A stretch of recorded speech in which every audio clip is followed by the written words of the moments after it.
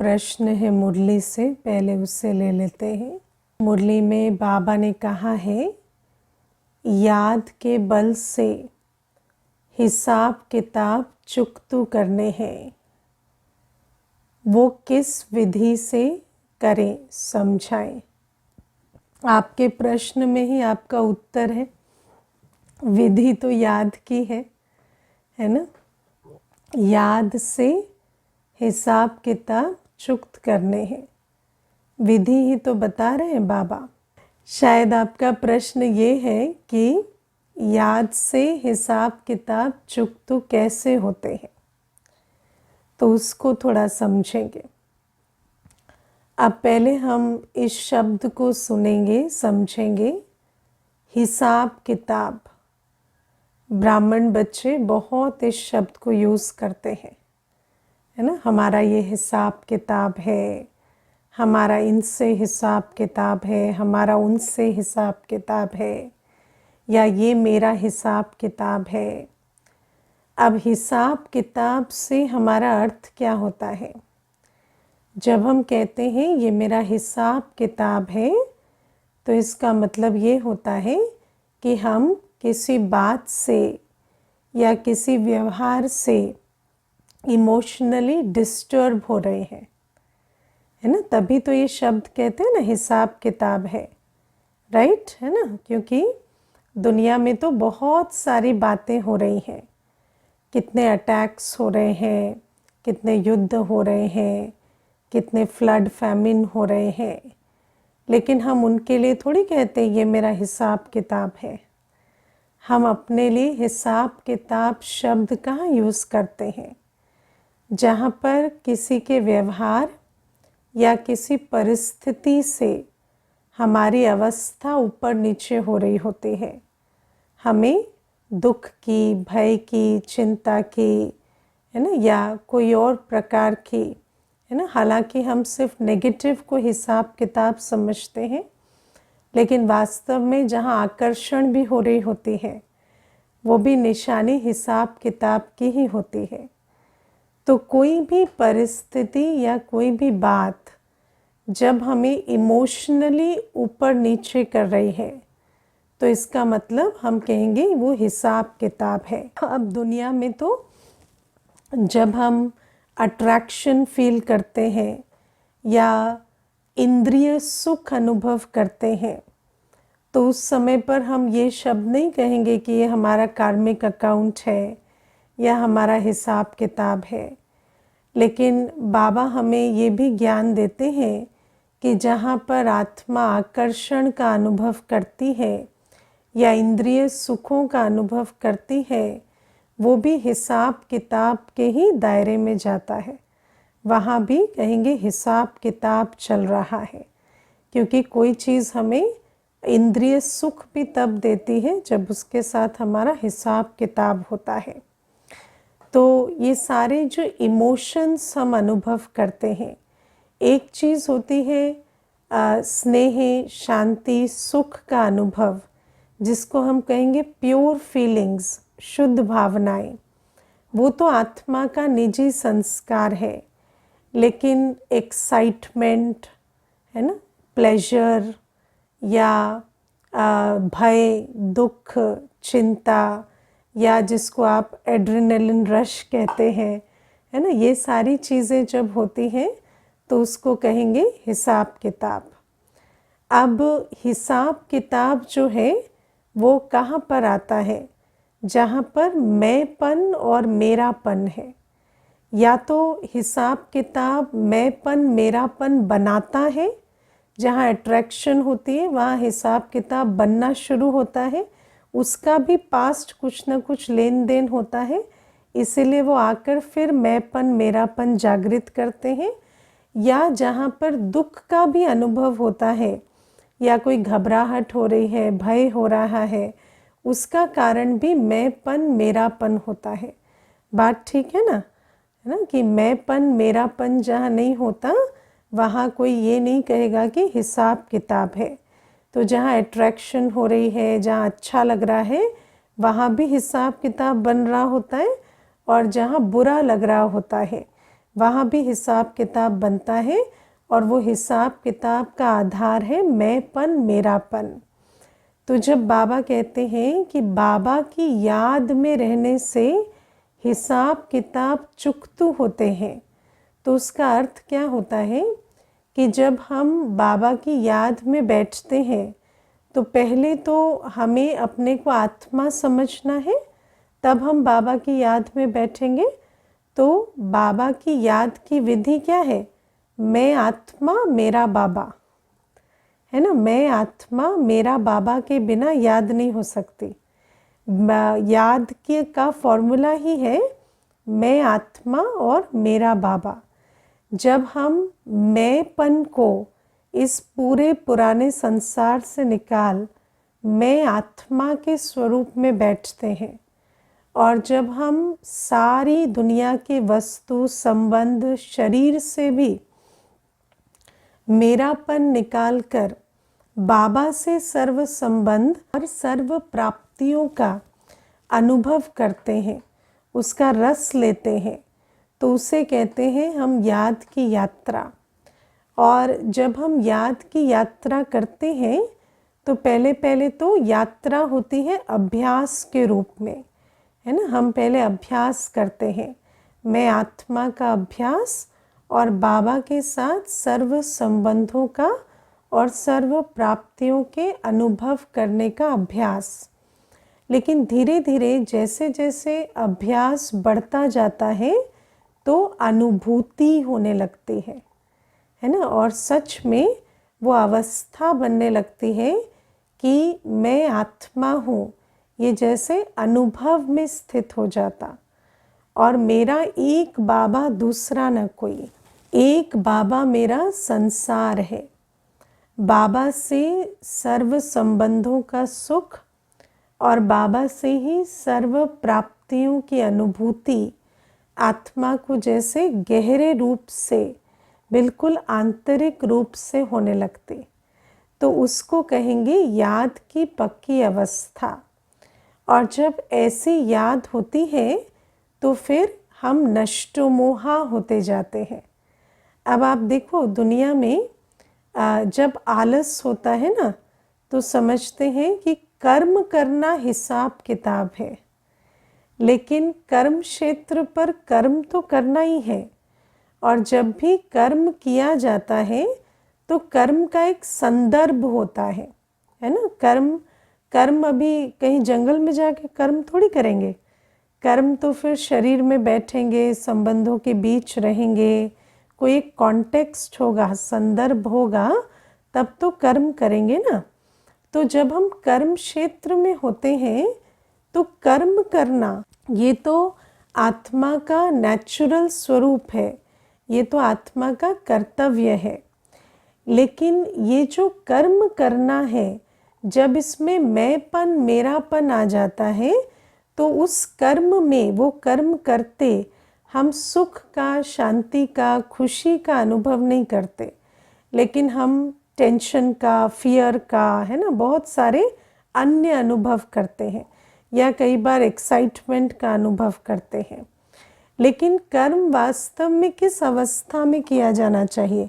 एक रस अवस्था में। और जैसे जैसे हम पक्के अच्छे योगी बनते जाते हैं, जैसे जैसे नष्टो मोहा बनते जाते हैं और हमारी अवस्था ऐसी हो जाती है कि मैं आत्मा और मेरा बाबा और सारी दुनिया से मैंपन मेरापन निकल जाता, तो जब हम कर्म करते तो एक रस स्थिति में कर्म करते हैं, है ना। तो कर्म तो करेंगे, लेकिन जैसे कर्म करते कर्मातीत रहेंगे।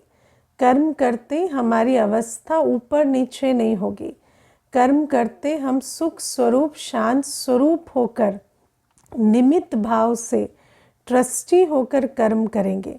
क्योंकि जब मैंपन मेरापन नहीं है तो किस भाव से कर्म करेंगे कि मैं बाबा का, और बाबा ने ये जिम्मेवारी दी है तो इसको मैं निभाता हूँ। तो जब ऐसी अवस्था हो जाती है तो उसको कहेंगे हिसाब किताब चुकतू हो गया, है ना। तो हिसाब किताब चुकतू होने की विधि क्या है? योग। और हिसाब किताब चुकतू होने का लक्षण है कि कर्म करते हम एक रस कर्मातीत अवस्था में रहकर कर्म करेंगे। दुखी होकर, परेशान होकर, डर से, भय से या एक्साइटमेंट से, आकर्षण से कर्म नहीं करेंगे, या किसी इच्छा या आशा से, या ये मिले वो हो, इस बातों से में फंस के कर्म नहीं करेंगे। तो बाबा कहते हैं याद के बल से हिसाब किताब चुकतू होते हैं। अब ये है एक चीज़। दूसरी बात है जो हमारे पुराने, क्योंकि मैंपन मेरापन हमने 63 जन्म से मैंपन मेरेपन के आधार से कर्म किए, और उस कर्म में दुख भी दिया, उस कर्म में पाप भी किया। तो उन सारे विकर्मों के आधार से इस समय हमारे सामने बहुत सी ऐसी परिस्थितियाँ आती हैं जो प्रतिकूल होती हैं, है ना? आती हैं कि नहीं? ऐसी परिस्थितियाँ आती हैं जो प्रतिकूल हैं, जो फेवरेबल नहीं है। तो जब ऐसी परिस्थितियाँ आती हैं तो मूलतः 3 द्वार से आती हैं। एक शारीरिक और मानसिक व्याधि, है ना? शरीर का रोग शोक आता है, या मन में उलझन होती है ना? आजकल देखो मेंटल डिजीज़ या मेंटल इलनेस जिसे कहते हैं, तो वो भी क्या है? पुराने विकर्मों का फल है। फिर संबंध के तरफ से आती है। कई बार संबंध जो है वो इतने प्रतिकूल है कि जीना मुश्किल हो जाता है ना? किसी के साथ उठना बैठना, बोलना चलना, हर चीज़ में दिक्कत आ रही है। या ऐसा होता है कि खाने को भी नहीं है, इतनी धन की समस्या या परिस्थितियाँ ऐसी प्रतिकूल हो जाती हैं। तो उस समय पर कहेंगे कि हिसाब किताब जो है वो सामने आ रहा है, क्योंकि पुराने जो विकर्म का बोझ है वो हमें अनकंफर्टेबल करता है, हमें ऐसी परिस्थिति अच्छी नहीं लगती। लेकिन बाबा हमें कहते इसका भी सल्यूशन योग बल में है, क्योंकि जब हम योगी होते हैं ना, तो उस समय पर हम अतीन्द्रिय सुख स्वरूप होकर कैसी भी प्रतिकूल परिस्थिति हो, उसे अतीन्द्रिय सुख के बल से, बाबा की याद के बल से हम उसे पार कर पाते हैं, है ना? मान लो शरीर का कष्ट भी है, तो उस समय पर आपका अमृत वेला नहीं रुकेगा, आपकी सेवा नहीं रुकेगी। मान लो मनसा में भी कोई उलझन है, लेकिन उस समय पर भी आप बाबा की याद से एक्यूरेट निर्णय लेकर और मंजिल पर पहुंच पाएंगे। तो बाबा कहते हैं कि जैसे जो पुराने हिसाब किताब सामने आते हैं ना, तो कई बार वो क्या करते हैं कि नया श्रेष्ठ कर्म करने में या अपने जीवन में सुख शांतिमय स्वरूप से कर्म कर भाग्य बनाने में बाधा डालते हैं, है ना? वैसे तो दुख बहुत अच्छा है अगर वो हमें पाप से बचाता है, क्योंकि आजकल क्या है ना, बहुत जिसको मनुष्य सुख भी कहता है वो भी अति में हो जाए तो क्या करता है? ज़्यादा पाप ही करता है ना? इसीलिए आजकल तो अच्छा है कि थोड़ा बहुत मॉडरेट परिस्थिति रहे, क्योंकि जिसको हम कहते बहुत सुख, तो बहुत सुख से फिर पापी बनने लगते हैं, तो उसकी बात नहीं है। लेकिन जब हम कहते हैं कि पुराना हिसाब किताब, तो पुराना हिसाब किताब बुरा क्यों है? क्योंकि वो हमें संगम युग का समय और संगम युग का श्वास सफल करने में बाधा बन जाता है। पुराना हिसाब किताब जब सामने आता है तो कई बार ऐसा होता है कि संगम युग में जो हमें याद की यात्रा करनी है, पवित्रता की धारणा करनी है, सेवा करनी है, उनमें अड़चन या विघ्न पड़ने लगते हैं। अब मान लीजिए मित्र संबंधी, जैसे आज बाबा ने कहा कि मानो कोई बहुत कामी होते हैं तो फिर क्रोध में आकर मारपीट भी करने लगते हैं। तो ऐसे भी अगर संबंध आसपास हो तो पवित्रता की धारणा में बहुत मेहनत लगती है।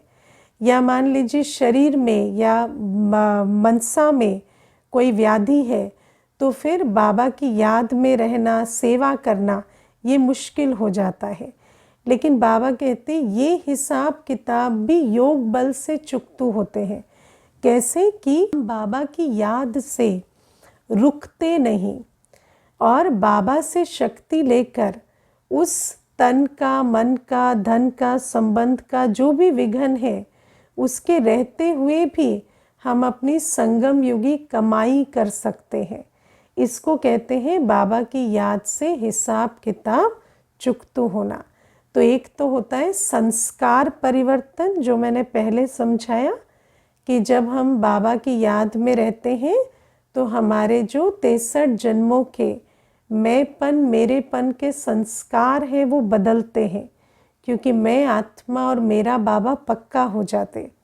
और दूसरा है जो पुराने विकर्मों के आधार से जो विषम परिस्थितियां सामने आती हैं, उन परिस्थितियों के बावजूद हम अपना संगम युगी कर्तव्य कर भाग्य बना पाते हैं।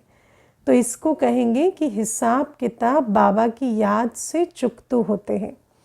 अब आप देखो, बाबा ने हमें आज कहा कि हिसाब किताब चुकतू करने की 2 विधि है। एक है याद के बल से, दूसरा है सजाओं के बल से। अब सजाओं के बल से बाबा कहते हैं कि तुम पवित्र तो बन जाएंगे लेकिन ऊंच पद नहीं पाएंगे, है ना। ऐसा क्यों? क्योंकि सजाओं के बल से भी जब अंत में सजाएं मिलती है ना, सजाएं कैसे मिलती है? सूक्ष्मतन में। तो जब सूक्ष्मतन में सजाएं मिलती हैं तो उन सजाओं के आधार से आत्मा का संस्कार तो परिवर्तन हो जाता है, आत्मा का मैंपन, मेरापन तो छूट जाता है, लेकिन ऐसा नहीं होता कि आत्मा कोई संगम युग की कमाई कर ले या पुरुषार्थ कर ले, है ना। तो बाबा मैंपन, मेरेपन से तो छुड़ा देते हैं।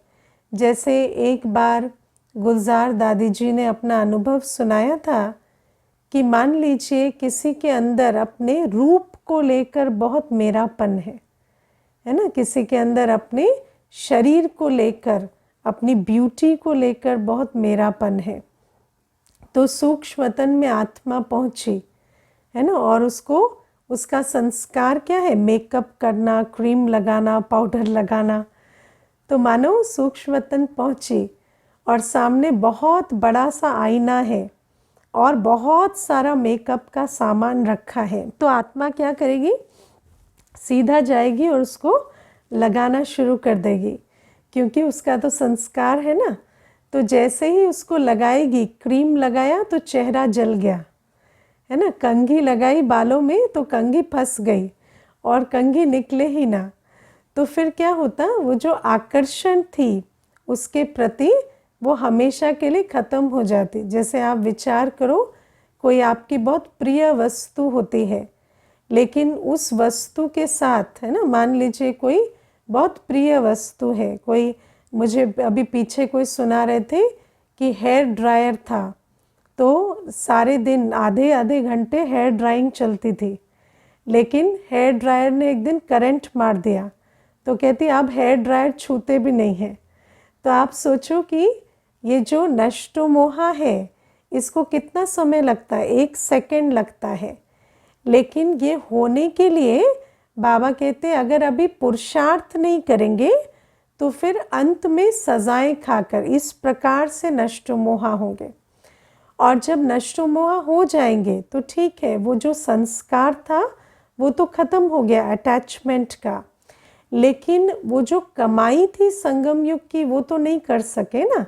इसीलिए बाबा कहते कि अगर सजाओं के बल से पावन बने तो पावन तो बन जाएंगे और चले भी जाएंगे घर, लेकिन ऐसा नहीं कि ऊंच पद पाएंगे, क्योंकि ऊंच पद पाने के लिए तो याद की यात्रा चाहिए और सेवा का बल चाहिए। और क्योंकि संगम युग में कुछ किया नहीं, अंत में सजाएं खाई, तो सेवा द्वारा जो पुण्य का खाता जमा होना था वो तो नहीं हुआ ना, तो इसीलिए ऊंच पद उनको नहीं मिलेगा। तो बाबा ने हमें किस विधि से पावन बनने का आज श्रीमत दी है? याद के बल से, है ना। हमें सजाएं नहीं खानी है, पक्का ना, सजाएं नहीं खाएंगे, या इतना सुनकर भी फिर याद के बल से पावन नहीं बनेंगे? तो कितने जन समझते हैं हम योगी हैं, हम याद में रहते हैं। हाँ, याद में रहते हैं, अपने को आत्मा समझ बाबा की याद का अभ्यास पुरुषार्थ करते हैं। हाँ, कई ऐसे हैं जो सिर्फ ज्ञानी है ना, ज्ञान से काम चला रहे हैं लेकिन योग का बिल्कुल लेश मात्र भी नहीं है। लेकिन बाबा कहते योग बल चाहिए, क्योंकि देखो योग का नियम है, जिससे योग रखते हैं ना उसकी अवस्था हमारी अवस्था बनती है। और कर्म में परिवर्तन करने के लिए अवस्था में परिवर्तन आवश्यक है, क्योंकि कर्म का आधार ज्ञान नहीं है, कर्म का आधार अवस्था है ना। ज्ञान कितना भी हो, जब कर्म में आएंगे ना, अगर अवस्था अच्छी नहीं होगी तो अंदर देखा है ना द्वंद्व चलती है। मन कहेगा ऐसा मत कर मत कर मत कर, और करते रहेंगे, क्योंकि स्वराज अधिकारी नहीं है, बाबा की याद का बल नहीं है, अवस्था ऊंची नहीं है, तो भले ही समझेंगे ये राइट है या रॉन्ग है, ये राइट है वो रॉन्ग है, लेकिन करेंगे वो जो रॉन्ग है, वो नहीं कर सकेंगे जो राइट है। इसीलिए बाबा हमें बहुत अच्छे से समझाते हैं कि तुम्हें योग बल से पावन बनना है, क्योंकि जब भी परिस्थितियां प्रतिकूल आती हैं तो प्रतिकूल परिस्थितियां जो पुराने विकर्मों का फल होती हैं, उनका सबसे बड़ा अभी जो इफ़ेक्ट होता है वो ये होता है कि वो नया विकर्म बनवा देती है। क्योंकि अगर हम बाबा की याद में नहीं है और बाबा की याद की बल से ऊंची अवस्था नहीं बनाई है, तो परिस्थिति तो बिल्कुल खींचकर विकर्म बनवा देती है। तो ये बात अटेंशन देने की है। फिर आज बाबा एक बहुत अच्छी बात समझाते हैं। एक तो बाबा धीरज देते हैं, है ना। दुनिया में तो कहते हैं कि अभी 40,000 वर्ष तुम्हें ऐसे ही कलयुग में रहना है, लेकिन बाबा कहते नहीं बच्चे, और थोड़े दिन है ना। कितना अच्छा लगता है ना सुन के कि इस दुख और बीमारी की दुनिया में और थोड़े दिन है, कोई ज़्यादा दिन नहीं रहना है। तो बाबा कहते धीरज धर मनवा, तेरे सुख के दिन आए कि आए। और फिर बाबा हमें कहते हैं कि धीरज धरो और ये भी समझो कि जैसे अंत में सारी बीमारी उछल खाएगी, है ना। तो बाबा कहते हैं कि जब हम बाबा के पास आते हैं तो जो 5 विकारों की बीमारी है वो बहुत उछल खाती है। अभी पीछे ना मेरे पास एक कुमार भाई आया था, तो कहता कि दीदी मुझे लगता है ना मैं ज्ञान छोड़ दूँ। तो मैंने कहा क्यों? तो कहता कि मैं पिछले 7 वर्षों से ज्ञान में हूँ और मैं बहुत अच्छे से योग करता हूँ, लेकिन आजकल मुझे ऐसा लगता है जैसे मेरे मन में बहुत तूफ़ान आते हैं और जैसे मैं अंदर से बहुत रेस्टलेस हो जाता हूँ। तो मुझे ऐसा लगता है जैसे मैंने कोई गलत रास्ता पकड़ रखा है ना। तो मैंने उसको कहा कि देखो, कई बार क्या होता है कि जब हम कोई दवाई खाते हैं तो उस दवाई से कुछ एक असर होता है। जैसे बाबा मुरली में कहते थे कि वैद्य जब दवाई देते थे ना तो कहते थे इससे सारी बीमारी बाहर निकलेगी, तो तुम घबराना मत। तो कई बार क्या होता है कि बीमारी ख़त्म होने से पहले दवाई का क्या क्या असर होगा वो ना जानने के कारण दवाई खा लेते हैं और सोचते हैं बीमारी तो एकदम ठीक हो जाएगी, लेकिन जब वो असर आता है तो घबरा जाते हैं कि ये तो सोचा नहीं था और बीमारी ठीक होने के बजाय ये क्या अजीब अजीब चीज़ें हो रही हैं। तो बाबा भी हमें इसीलिए ये जो योग की दवाई है इसके लिए ये बात समझाते हैं कि जब हम योगी बनते हैं तो पुरानी बीमारी, सारी 5 विकारों की जो बीमारी है ना वो बाहर निकलेगी, और बाहर निकलेगी तो मनसा में बहुत तूफान आएंगे, ऐसे ऐसे संकल्प आएंगे जो अज्ञान काल में भी नहीं आए थे, है ना। ये बात बाबा हमें पहले से ही समझा देते हैं। जैसे वैद्य पहले से बता देते हैं ना, अच्छा डॉक्टर होता है ना, वो बता देता है कि ये वाली दवाई खाएंगे ना तो थोड़ा सा हेडेक होगा, लेकिन उसके बाद ठीक हो जाएगा, है ना। तो ऐसे ही बाबा तो सुप्रीम सर्जन है, बाबा से अच्छा तो कोई नहीं। तो बाबा भी हमें समझाते हैं कि जब हम बाबा की ज्ञान योग की दवाई खाते हैं तो थोड़ा पांचों विकार जो है वो उछल खाते हैं, और बाबा उसके लिए भी हमें सल्यूशन बताते हैं। क्या करना है? बहुत सहन शक्ति का प्रयोग करना है। सहन शक्ति किससे मिलेगी? बाबा की याद से। और सहन शक्ति का ऑपोजिट क्या है? क्या क्यों करना। तो जब ये उछल खाए ना पांचों विकारों की बीमारी, संकल्पों विकल्पों के तूफान आते हैं। किस किस को आते हैं? देखते हैं कि योगी बनते हैं उतना तूफान बढ़ते हैं, है ना। तो जो योगी बनते हैं उनको समझ में आता है कि सच में ये तूफान आते हैं। तो जब ये तूफान आते हैं क्या करना है? सहन शक्ति का प्रयोग करना है। बिल्कुल क्या क्यों में नहीं जाना, और बाबा की याद से उन सारे भूतों को जैसे ख़त्म करना है ना। और उनके बारे में इतना विचार नहीं चलाना, अपना बाबा की याद में रहे, श्रीमत पर चले और बस, है ना। और उसकी इतनी परवाह नहीं करनी, सहन शक्ति का प्रयोग करना है। फिर धीरे धीरे ये जो सारे तूफान हैं ये विदाई ले लेंगे और हमारी अवस्था जो है वो पक्की हो जाएगी। इसीलिए इन बातों से टेंशन नहीं लेना, क्योंकि कई बार क्या होता है नहीं समझने के कारण। देखो, इसीलिए बाबा सुप्रीम सर्जन हमें अपनी दवाई की खासियत भी समझा देते हैं। ऐसा ना हो कि बच्चे जो हैं वो याद की दवाई तो ले रहे हैं लेकिन फिर परेशान हो जाएं कि ये क्या हो रहा है। इसीलिए बाबा ये बातें सावधानी की तरह हमें समझाते जाते हैं। और बाबा कहते हैं धीरज धरो। धीरज का अर्थ क्या होता है? देखो, बाबा कहते हैं हर चीज़ अपने समय पर होगी, लेकिन बाबा हमें समझाते हैं कि अभी जल्दी ही सत्युग आना है।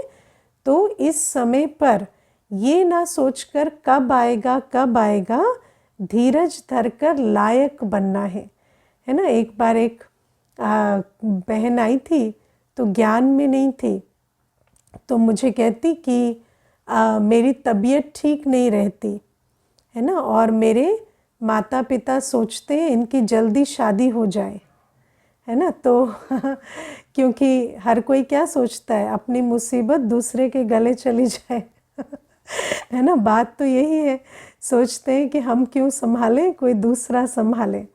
तो कहते माता पिता सोचते हैं कि टाइम ख़त्म ना हो जाए और जल्दी जल्दी इसकी शादी हो जाए, लेकिन शादी के लिए रिश्ता आता है और शादी होती नहीं है। अब ज्ञान में भी नहीं थी तो अभी उसको पवित्रता तो नहीं समझा सकते, लेकिन कहती कि उस कारण से बहुत हमें टेंशन होने लगी है। तो मैंने उनको कहा कि आपको ऐसा नहीं लगता कि अगर शादी नहीं हो रही है तो बीमारी ही ठीक कर लो या शादी ही करना लक्ष्य है? अगर ये देखो कारण क्या दे रहे हो कि बीमार है तो जल्दी शादी हो जाए, लेकिन अगर शादी नहीं हो रही है तो आप ये क्यों नहीं समझते? हो सकता है ड्रामा कह रहा हो कि अभी आप अपनी हेल्थ पर ध्यान दो और अपनी बीमारी को ठीक कर लो, तो शायद शादी की ज़रूरत ही ना पड़े आपको, और कम से कम गलत कारण के लिए तो ना पड़े ना। तो बाबा भी हमें इसीलिए कहते हैं कि ये सोचने की बजाय कि कलयुग में इतना दुख है, कब सतयुग जाएंगे, बाबा कहते धीरज धरो, कलयुग को सतयुग बनाने और अपने को सतयुगी संस्कारों वाला बनाने में मेहनत करो। थोड़ा समय है, इस थोड़े समय में ये नहीं सोचो कि कब होगा, इस थोड़े समय के एक एक सेकंड का लाभ लो और अपने को लायक बनाओ। तो ये बाबा ने हमें आज बहुत अच्छी श्रीमत दी। और आज बाबा हमें समझाते हैं मन की उलझन के बारे में। तो पहले भी समझा कि मन की उलझन कहाँ आती है, मैंपन मेरेपन से, है ना। जहाँ मेरापन नहीं वहाँ कभी उलझन नहीं आती। और बाबा कहते मेरे को तेरा कर दो तो उलझन समाप्त हो जाएगी। लेकिन आज बाबा एक बहुत अच्छी बात समझा रहे हैं। मेरे को तेरा करने में आज तक हम समझते थे कि शरीर बाबा का, संबंध बाबा के, है ना, वस्तु व्यक्ति जो भी कुछ हमने प्राप्त किया वो सब बाबा का, ये तो समझ में आया। लेकिन आज बाबा कहते हैं मेरा नाम, मेरा सम्मान, मेरा अपमान, ये शब्द भी हम यूज़ नहीं कर सकते, है ना। मेरी ग्लानि हो जाएगी, मेरा नाम खराब हो जाएगा। बाबा कहते इन बातों में भी नहीं जाना है, क्योंकि देखो ये जो ड्रामा है ना, बना बनाया है। ड्रामा में अनेक प्रकार की सीन्स आती हैं। कभी कोई ग्लानि की भी सीन आएगी, कभी कोई कैसी भी सीन आएगी। लेकिन बाबा कहते उस ड्रामा की सीन को बाबा के साथ रहकर साक्षी होकर पार करना है। ड्रामा की जो भी सीन आती है ना, उसको सिर्फ हमें एक चीज़ करनी होती है, पार करना होता है। लेकिन अगर हमारे अंदर मेरापन है और उलझन आ गई तो हम उस सीन में उलझ जाएंगे और उस सीन को सुलझाने की बजाय और ही उसको उलझाते चले जाएंगे और उसको बढ़ा देंगे। इसीलिए बाबा हमें कहते ड्रामा में अगर नाम खराब होने की भी या ग्लानि की भी कोई सीन आई तो उस सीन को भी बाबा, मैं बाबा का, बाबा मेरा, और मेरा नाम, मेरी ग्लानि कुछ नहीं है, सब कुछ बाबा का है, ऐसा समझकर बाबा को साथ लेकर साक्षी होकर उस सीन को भी पार कर लेना है। और उस सीन के आधार से अपने अंदर कोई दुख, अशांति या ट्रॉमा भी नहीं लाना है और उसमें उलझकर फिर कोई और विकर्म भी नहीं बनाना है। क्योंकि क्या होता है जब ऐसी बात होती है ना, क्योंकि मनुष्य आत्मा को अपनी इज्जत बहुत प्यारी होती है ना। मनुष्य आत्मा को, ये जो समाज में हम रहते हैं तो हमारे अंदर ये नाम मान की बहुत अंदर जैसे प्रोग्रामिंग होती है। तो अंदर क्या होता है कि मेरा नाम, मेरा नाम खराब ना हो जाए, मेरी ग्लानि ना हो जाए, तो बहुत अंदर ये डीप सीटेड होता है। और इसी कारण से अगर कोई ऐसी बात ड्रामा में होती है तो आत्मा क्या करती है, उसको रिवर्स करना चाहती है। वो नहीं चाहती कि ऐसी बात हो। और रिवर्स करने के चक्कर में, क्योंकि आत्मा अपने आपे में नहीं है, क्योंकि उस समय तो डिस्टर्ब हो गई है ना, जहाँ अटैचमेंट है वहाँ उलझन हो गई है, डिस्टर्बेंस हो गई है। तो एक डिस्टर्ब्ड आत्मा जब कोई चीज़ सॉल्व करने जाती है तो सॉल्व होने की जगह और ही ख़राब हो जाती है। आपने देखा है ना, कोई सब्ज़ी बिगड़ गई है और आप डिस्टर्ब हो गए, फिर उसको ठीक करने जाते हैं तो और बिगाड़ देते हैं। तो बाबा हमें कहते हैं ऐसे ही जब ऐसी भी कोई सीन आ जाए तो समझना है कि ये भी ड्रामा की सीन है और बाबा को साथ ही रख साक्षी होकर मुझे इस सीन को पार करना है और उसमें उलझ कर और उस सीन को और उलझाना नहीं है। जैसे आई है सीन वैसे पार हो जाएगी और मुझे साक्षी होकर उस सीन को पार करना है और अपना संगम युग की स्थिति को खराब ना करते हुए, संगम युग श्रेष्ठ कर्म को ना छोड़ते हुए, अपना भाग्य बनाते हुए उस सीन को पार करते चले जाना है। अच्छा, ओम शांति।